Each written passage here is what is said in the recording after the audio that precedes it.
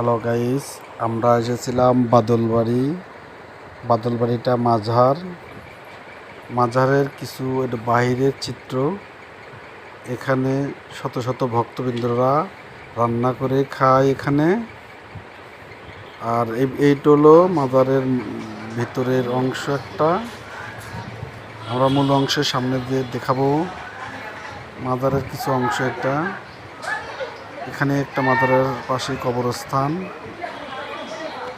আপনারা দেখছেন। বাদলবাড়ি মাজার, এটা হলো মূল মাজার।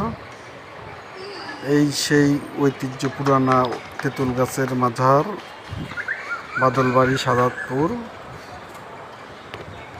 যারা দেখেন নাই দেখে আসবেন। এটা বাদলবাড়ি সাদাতপুর বাদলবাড়ি মাজার। ভালো লাগলে অবশ্যই জানাবেন।